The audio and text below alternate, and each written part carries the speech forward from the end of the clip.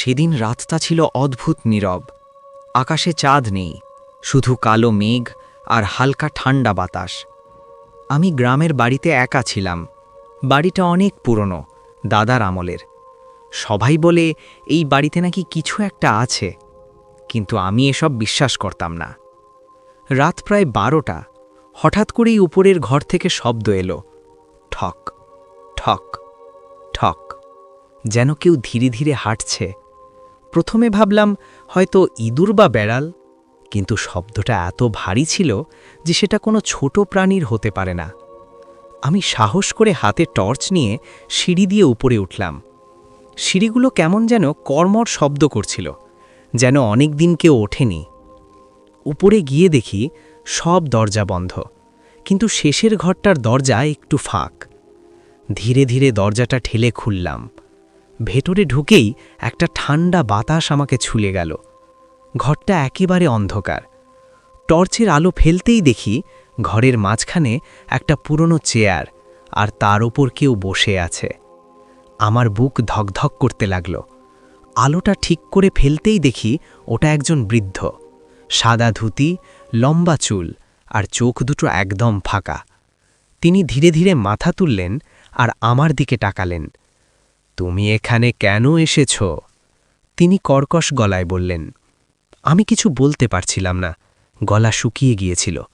কষ্ট করে বললাম, এই বাড়ি তো আমাদের, আপনি কে?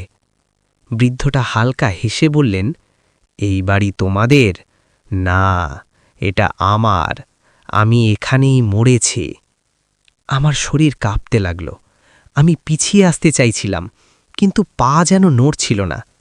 হঠাৎ দরজাটা জোরে বন্ধ হয়ে গেল। আমি চমকে উঠে পিছনে তাকালাম, দরজা বন্ধ, আর বাইরে যাওয়ার কোনো পথ নেই। আবার সামনে তাকাতেই দেখি চেয়ারটা খালি। আমাকে খুঁজছ? পেছন থেকে কানে ফিসফিস শব্দ। আমি ধীরে ধীরে ঘুরে দাঁড়ালাম, আর যা দেখলাম সেটা আজও ভুলতে পারিনি। বৃদ্ধটা আমার একদম পেছনে দাঁড়িয়ে। তার চোখ দুটো এখন লাল হয়ে গেছে, আর মুখে অদ্ভুত হাসি। এখন তুমি আর যেতে পারবে না, সে বলল। হঠাৎ টর্চটা নিভে গেল। চারপাশে শুধু অন্ধকার। আমি চিৎকার করতে চাইলাম, কিন্তু কোনো শব্দ বের হলো না। তারপর অনুভব করলাম কেউ আমার কাঁধে ঠান্ডা হাত রাখল। পরদিন সকালে গ্রামের লোকজন বাড়ির সামনে ভিড় করল।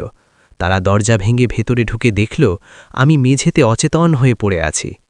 জ্ঞান ফেরার পর সবাই আমাকে জিজ্ঞেস করল যে কি হয়েছিল। আমি সব খুলে বললাম। তখন গ্রামের এক বৃদ্ধ বললেন, এই বাড়িতে আগে একজন বৃদ্ধ থাকত। সে একা থাকত, আর এক রাতে হঠাৎ মারা যায়।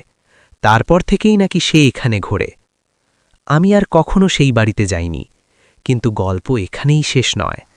কিছুদিন পর আমি শহরে ফিরে আসার পর এক রাতে হঠাৎ ঘুম ভেঙে গেল। মনে হলো কেউ আমার ঘরের ভেতরে হাঁটছে। ঠক ঠক ঠক। আমি চোখ খুলে দেখি আমার ঘরের দরজা আস্তে আস্তে খুলছে, আর দরজার ফাঁক দিয়ে সেই একই বৃদ্ধ দাঁড়িয়ে আছে। সে হাসছে। আমি বলেছিলাম, তুমি যেতে পারবে না।